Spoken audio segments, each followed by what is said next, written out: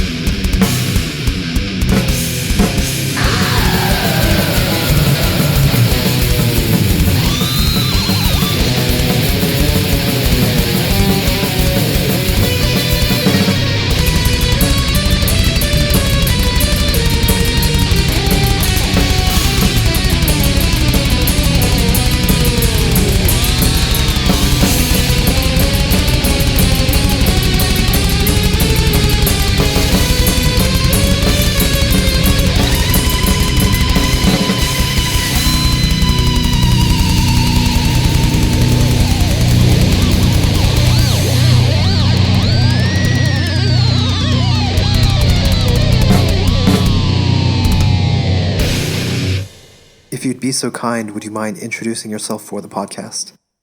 Yeah, my name is August. I'm known as Gurge in Lord Gore. I'm the vocalist.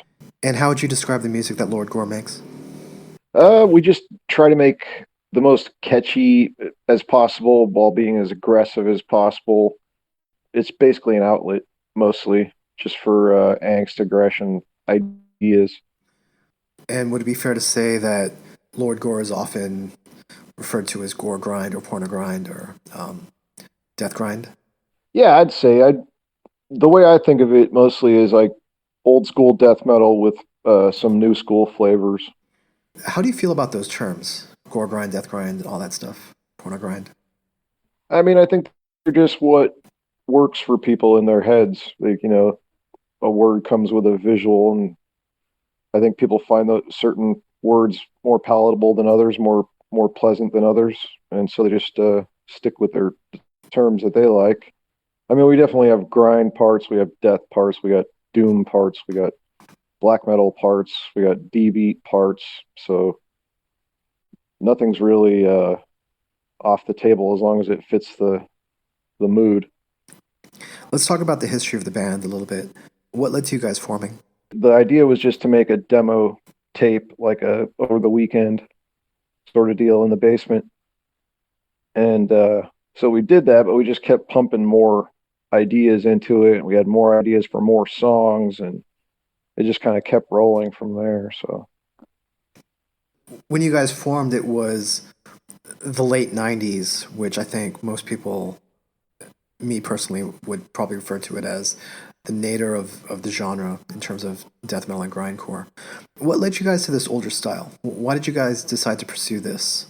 It was just the most familiar, like the sounds that we liked the best, and that made us feel a certain way. We just wanted to perpetuate that, I guess, and pump our own style into it. And was this the stuff that you guys grew up on, like Autopsy, Impetigo, Carcass, stuff like that? Yeah, stuff like that. And then, I mean, we liked, each of us liked other stuff too, punk and hardcore. And early goth and death rock, EDM, and you know, stuff like that.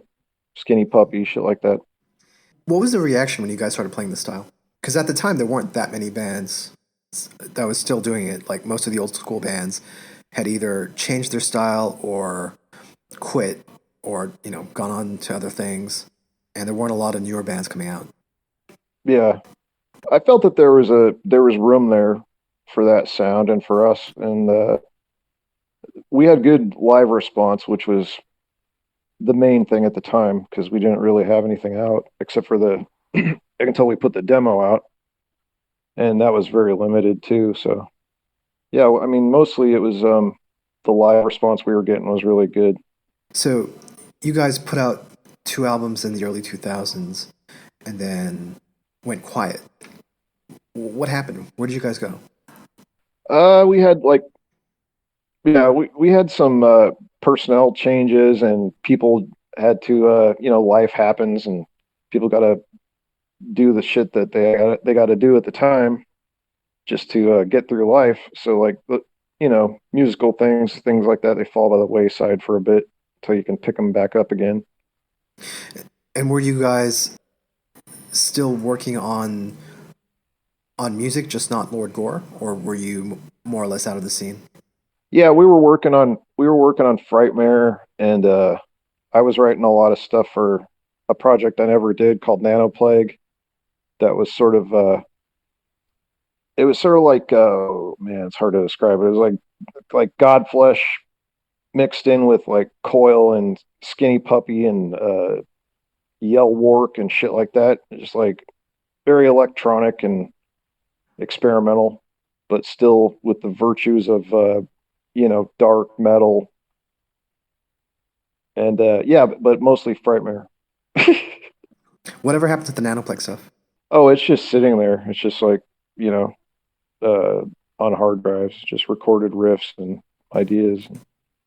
It's just sitting there. I have a couple other projects like that too that just I've developed to a certain point, and made logos and uh, sort of a loose framework for them, but then I just haven't gotten around to them. Now, when you say you do logos, are you a designer? Yeah, I'm a designer by trade. Oh, cool. So am I. Right on. Yeah. Were you responsible for the artwork? The Lord Gore artwork? No, I contacted an artist I liked in Japan, and he didn't speak English, but he used some kind of translator program or whatever at the time, and I'd send him sketches of what I wanted, and that became the Autophagus Orgy, and then Resickened, the two covers.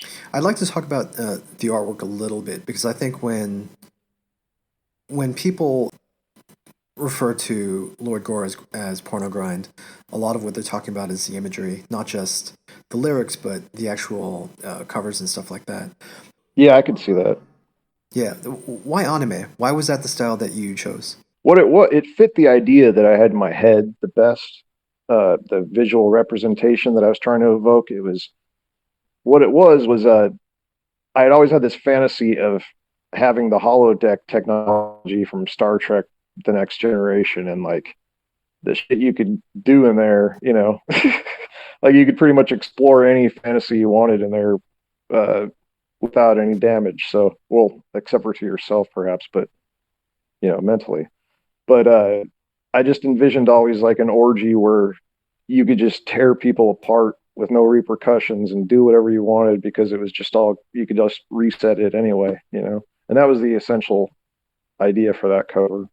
I think with the anime style, because people take metal lyrics with varying levels of sincerity. Do you know what I mean? Like some people take it very seriously, and some people take it as shock value or as an outlet, as you described it. Yeah. I think with the anime covers, you really get a sense that this is fantasy. This is not. You guys are not actually pro rape or anything like that. No, of course not. No. And was that part of the idea? Yeah, it was just it's abstract rage at the time. That's what it was. Certainly for those first two albums. It was the first album was just totally based on, well, for me, for my thematic approach, was just about getting dumped and, going through all that, and just, it was just an outlet that was crystallized and came out as lyrics, I guess. And fortunately or unfortunately, but that was pretty much how it went down.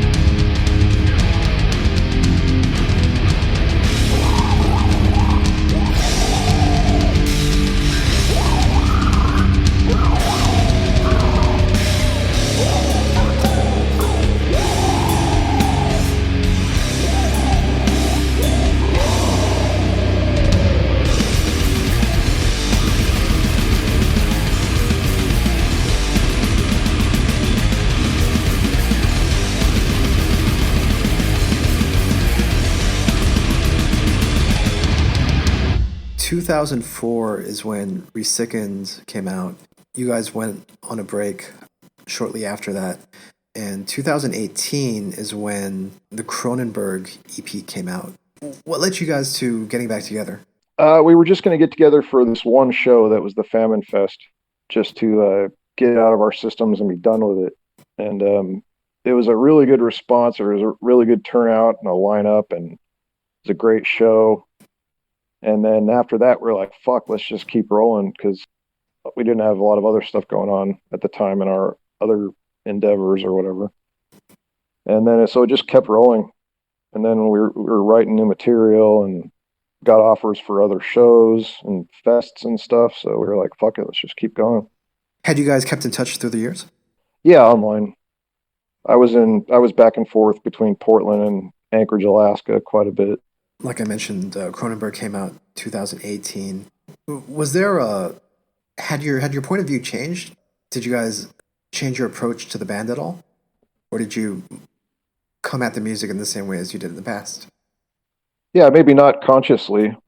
I mean, in some ways consciously, and in a lot of ways unconsciously. You know, people just develop over time, and things happen to you, and your outlook becomes slightly different, you know? It's like light gets refracted a certain way. You see things differently, and become aware of more possibilities, and yeah, it just changes your outlook. But I mean, we still kept very dark, just a dark feeling and a dark mood to all of it, so it's consistent. I'd like to talk about the new material in a little bit, but in addition to the new album that you guys put out, there was also a re-release of the first two albums through Horror, Pain, Gore, Death. Yeah. What led to the re-release? I think it was, it was limited when it came out from Razorback, so people were tired of looking for copies on eBay, I guess. So the need was there, and yeah, just Mike from Horror, Pain, Gore, Death offered to do it, and we were stoked. So it turned out to be a good opportunity. Three Sick and Orgy, which is the compilation of the first two albums, came out earlier this year. And just a few months ago, you guys released your first album in 15 years, which is Scalpels For Blind Surgeons. Tell me about the writing process for this album. Well, it was, there had to be new ideas in it, like new creative ideas and new, as far, visually and the soundscapes and the subject matter.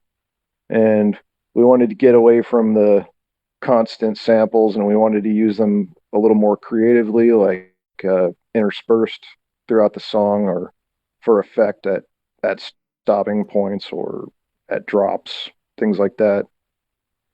We wanted to get away from, I wanted to get away from themes of just that I was sort of ashamed of utilizing in the past. I just wanted to distance myself from that as much as I could. I mean, I still write about terrible things that, a lot of people don't want to think about or imagine, but yeah, my outlook has changed on a lot of shit. And I don't know, I just don't like to perpetuate like hurtful, directly hurtful, shit, or I just don't like to put bad things out there because not bad things that people will hurt themselves with, I guess.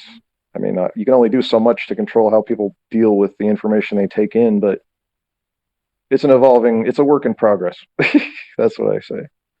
Now, is there a reason why you decided to distance yourself from the past subject matter? Yeah, it just became distasteful to me. It didn't produce anything of merit. It didn't produce anything that I could work with, really.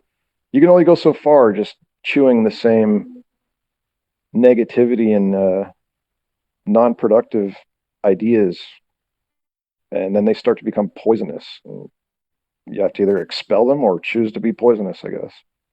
And I've still got a good amount of poison in my system, but like I said, it's just a work in progress, just working it out as I go. Would you say that the lyrics on the new album are more serious? Oh, definitely. Yeah, they're definitely more real world.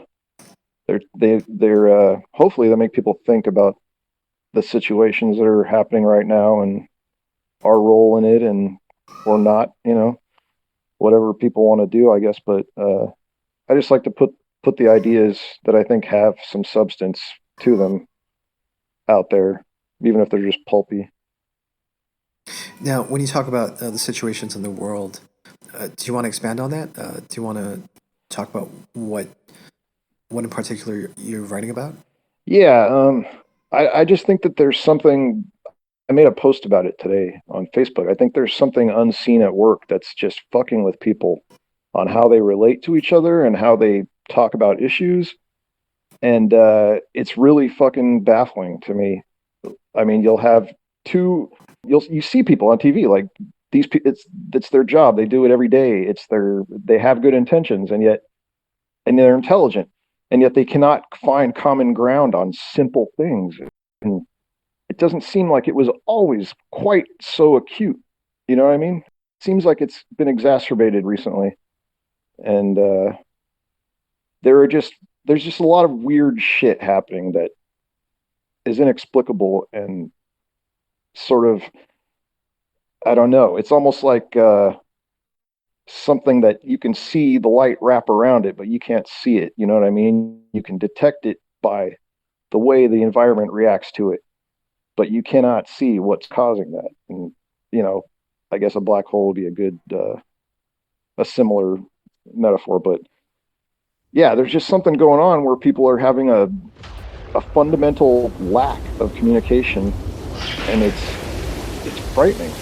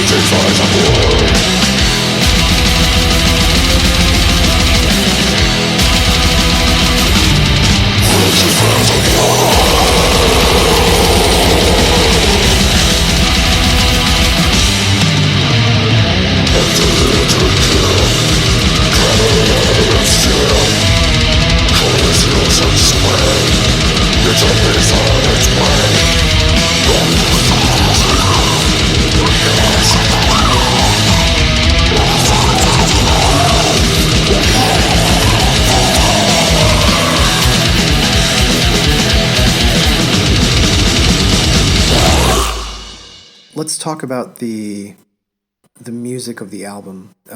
How quickly did it come together? It came together pretty quickly because we were sitting on ideas for years, and then we have some pretty prolific songwriters in the band. So Neil is a songwriting machine. So, and then Pierce is also quite a prodigy as far as picking up ideas and churning out fresh ones. So we had a lot of material in short order. In fact, I had to catch up as far as writing lyrics, and I was like, to the very end, I was just fucking burning the midnight oil on that shit. So, and where was the album recorded? Oh, it was recorded at Underworld Studios, Charlie Corinne. Is that in Portland? Yeah. Musically, how would you describe this new album to the first two? It's just meaner. It's leaner. It's like fucking. It's more economic. It has better economy of motion and expenditure of energy. You know, it knows what it wants to do and it gets it done, essentially. Whereas the first ones were more, you know, they had all the energy and the fury and the impetus, but they were directionless compared to the new one. I think they were, you know, they still had structure, obviously, but they were just more sophomoric and I don't know. I still like that stuff, but you know, it's like your old kid clothes or something. Would you say you guys grew as songwriters? Yeah, for sure. We picked up you know, a lot of new influences and a lot of new media, like things that we were exposed to, film and books, and I got a lot more into Zool and Rock in Opposition and prog from Belgium and France and that kind of shit. A lot more into like Cuneiform Records releases at the time. Yeah, there was a lot of shit that happened in the interim to color the sound of what would be the new album for sure. And the album came out through Everlasting Spew Records. How did you guys get hooked up with them? I think we were contacted around that time because I might have even made a post like saying that we were looking for a label or something. That was the whole point of Cronenberg too. It had a few points. I mean, it was to provide a different version of those songs so that, you know, people always like to hear different versions of songs and have them. And then you know, they have, sometimes they're better, sometimes they're worse, whatever. But and then also to let people know that we were still serious and that we were ready to fucking record in the studio, you know, a full album. So that was the intent. The album came out in August. Have you guys been able to tour or play any gigs in support of it? No, unfortunately, we had some interband issue and we're not ready to like play live right now or for a while. We have to figure out some things, and we're just trying to see how the album does and then how people like it, and we'll just decide where to go gradually from there. But right now we're just sort of on hiatus.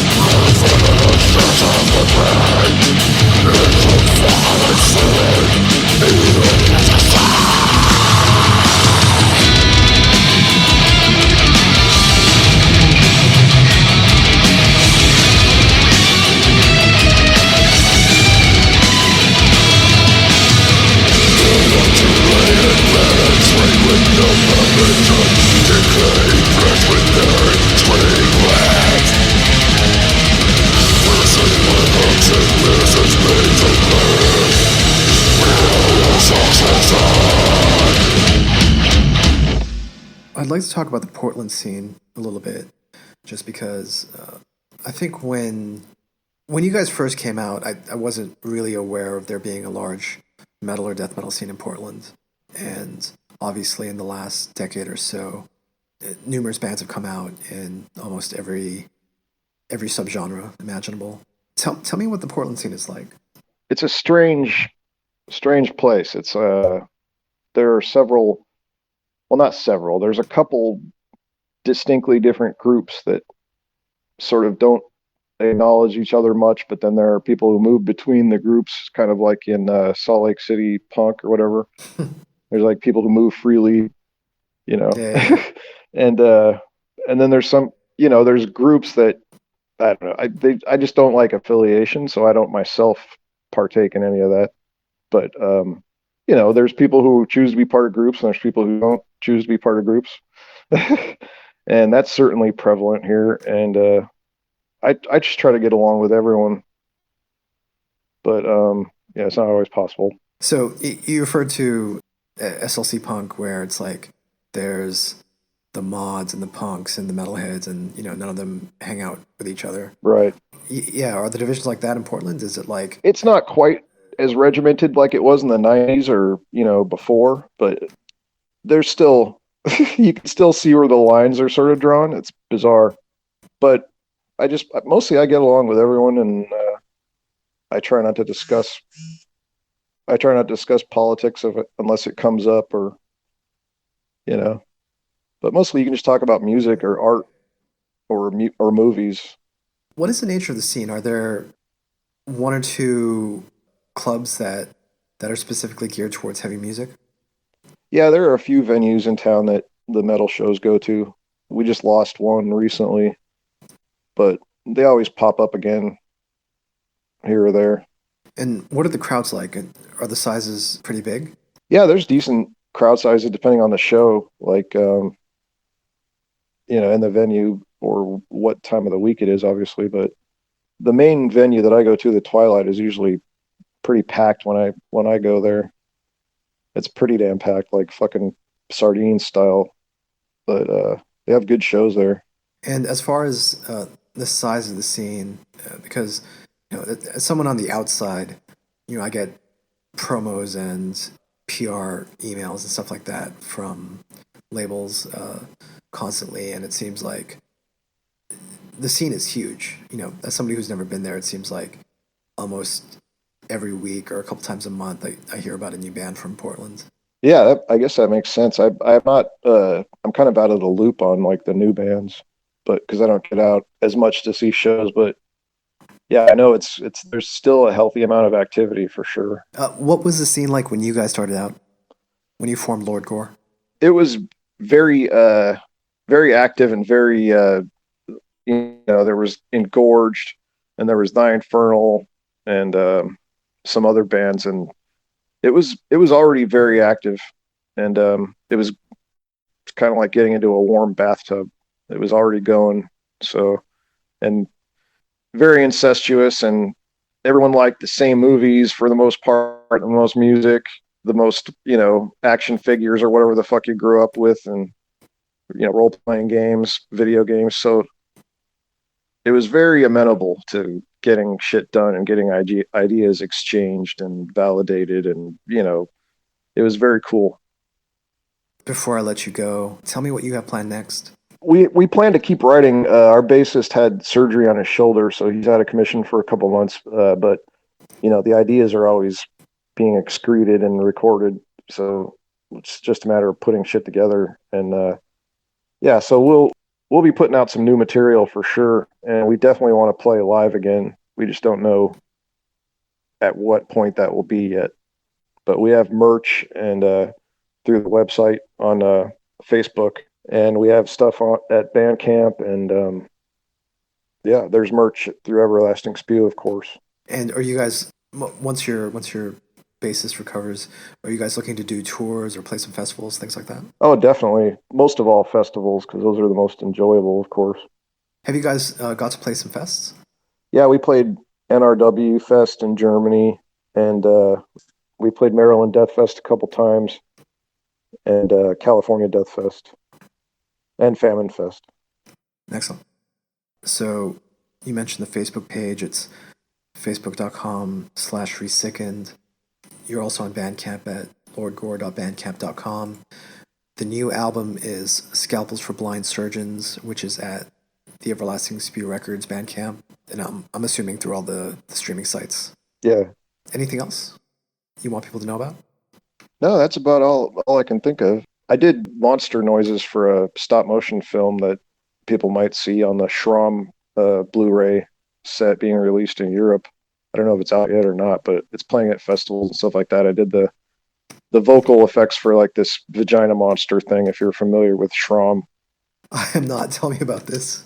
Yeah, the Schramm is like haunted by this. There's this vagina creature. This is like a sort of a post or a sequel thing to the film, like after he dies, and it's made by this guy named Robert Morgan, he's like a fucking savant with stop motion shit, like just next level, beautiful artwork.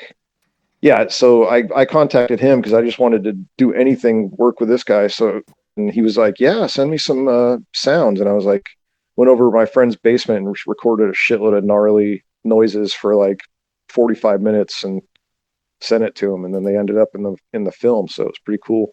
So this is SCHAM? Yeah, and the film is called Tomorrow I Will Be Dirt, and it's included on the Blu-ray release, the new Blu-ray release. So did he know that you were a death metal vocalist when you did the? No, he didn't know. He didn't know anything. I just told him I make fucked up noises, and I think I could help you out, and I would love the chance. And when he said yes, I just fucking about shit my pants. That's amazing. Is this something that you're interested in, doing more voiceover work and stuff like that? Oh hell yeah! I would love to do more sound effects or Foley type work. Like I can make really fucked up noises. It's just one of the things I've been doing since I was a kid, and it's just a lot of fun. And you said the Schramm re-release is coming out on Blu-ray?